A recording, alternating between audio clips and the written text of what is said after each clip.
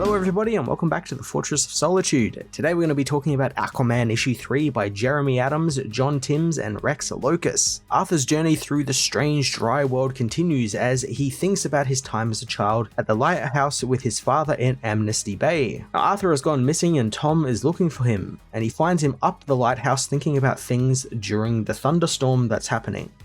Arthur says that kids think that his dad's job is lazy, asking if he ever wants to go out and see the world instead of just being stuck there on the lighthouse. Before he can answer though, the lightning hits the lighthouse, cutting the power.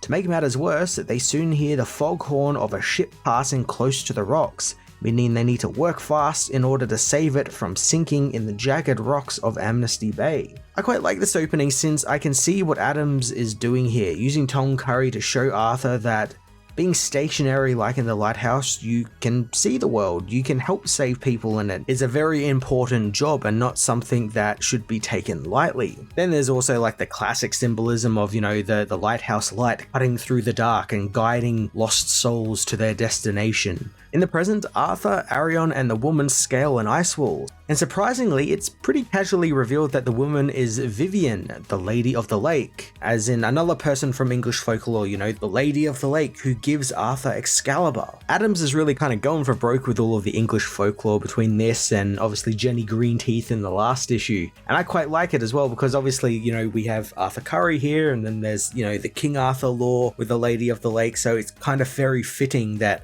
she is the one here, and obviously she's going to grant him a weapon as well. The trio soon get to the top of the ice wall and find a lake ringed by walls of ice, with an anvil in the center and another gate in the shape of the Greek letter lambda, much like the Omega symbol one we saw that brought Arthur to this world. This entire area kind of has the feel of like a Dark Souls Elden Ring boss arena. You got these ice pillars, there's the anvil with a flame on it, which just feels very like Elden Ring-ish. It just feels like boss music is going to start at any moment, and that just might actually happen, as in the blue, Dagon observes them and orders the mercenary maids, trio of maids led by Superman's ex-girlfriend Laurie Lamaris, to bring Aquaman to him. Now, I knew Laurie actually shows up in this book, but to what capacity I didn't, so her turning up as a villain, especially after what we just got done with her in World's Finest where she was helping Superman and Batman, is a very big surprise. Like, this is quite the heel turn for her. Being Dagon is involved, I'm betting there is some sort of magic or mind control involved, and speaking of Dagon, I'm happy he's just like the big fish elder god monster guy this time around. He's not like an actual guy in a suit or anything like that. He looks great and more in line with a traditional Aquaman monster villain. Aquaman and the others meanwhile arrive at the Flaming Anvil, where Vivian tells Aquaman that the water from the blue which fed the lake froze, and she was driven down river, where she was infected by Jenny and the Grindylow took her over. Despite all this happening though, the unending fire of the anvil still burns brightly and she'll be able to forge again with it. Arion's powers also have been gradually coming back the more they've been traveling, as it seems he's able to create a magical shield around the anvil, telling Aquaman that they will craft him a new weapon so he can kill Dagon with it and fulfill the Dark Tide prophecy. I said last issue that it's kind of clear to me that something evil is surrounding Arion and Viviette, particularly Arion because we know he's used as a villain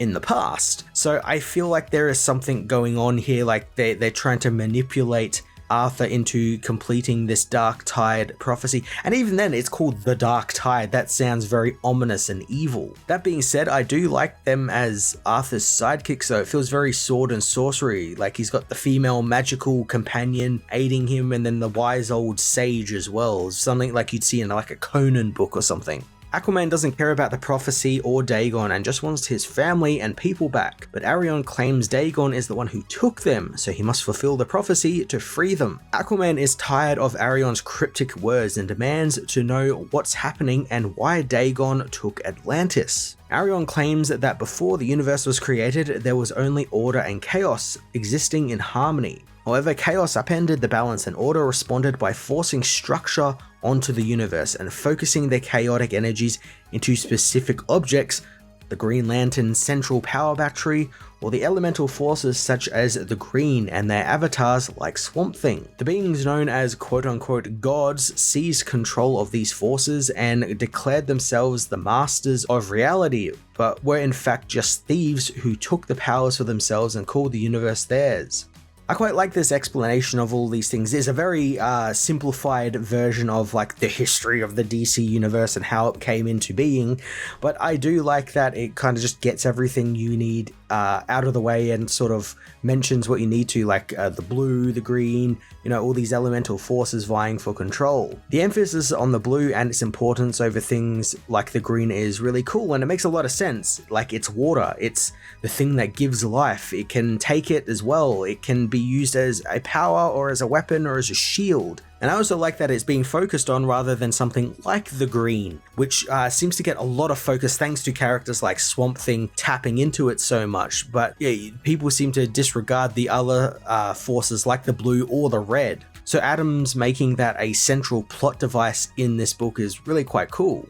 Arion tells Arthur that Atlantis must have something that links back to the blue, and so was pulled in when Dagon began calling the water back to himself. Upon hearing this, Arthur realizes it was the pearl that Jackson had brought to him back in issue 1. So Adams actually tying it all back to the pearl he brought back with Jackson Hyde is actually really interesting, since I had completely forgotten about that pearl at all.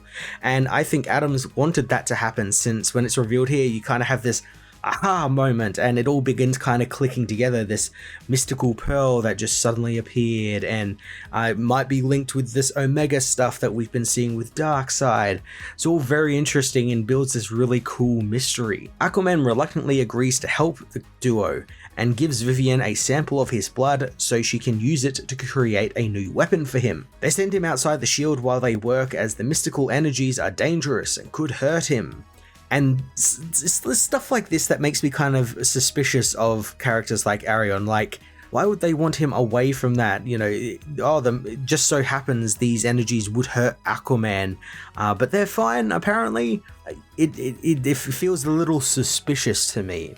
As Vivian and Arion work away on the anvil, Arthur witnesses the Lambda Gate open and the mercenary maids come through. Arthur immediately recognizes Laurie, happy to see her even if it's been a long while, but Laurie reveals that she is there for them.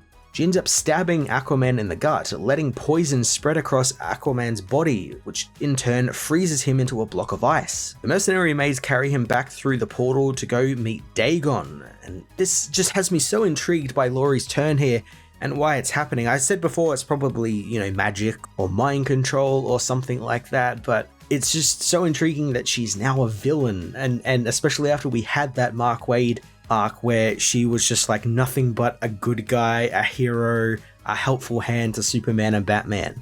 Laurie does apologize to Arthur for what's happening though, which could hint that maybe she's doing this against her will, like maybe Dagon took Tritonus and her husband along with Atlantis and agreed to free them if Laurie helped her capture Aquaman or something. There's some really exciting ways that Adams can take this, and I'm all for the ride he's going to take us on. Arion and Vivian soon finish the weapon, coming to get Arthur, but they find him gone, and the Lambda Gate open. Back in the past, Tom and Arthur work to get the lighthouse working again, replacing the electrical light at the top with a gas-powered lantern that, while isn't as bright, it does the job, warning the boat off the coast. Tom hopes his son realizes the lesson here, since it doesn't matter what the others say about him, he knows that sometimes they are called to do things, and this is his calling, since he can be there to serve those out there and light the way home out of the darkness. Something he hopes his son will continue to do when he grows up as well. In the present, Aquaman wakes up chained in the brig of a ship being commanded by Laurie and her mermaids. Laurie tells him that they are taking him to Dagon as the galley travels up a cool looking river into space towards a planet entirely made of water. This is such a cool visual because obviously this is Dagon drawing the water towards him, and I like that it's created these like celestial rivers that these boats can travel along. That's a really neat visual. Aquaman issue 3 added some surprising twists to Arthur's journey to a far off world.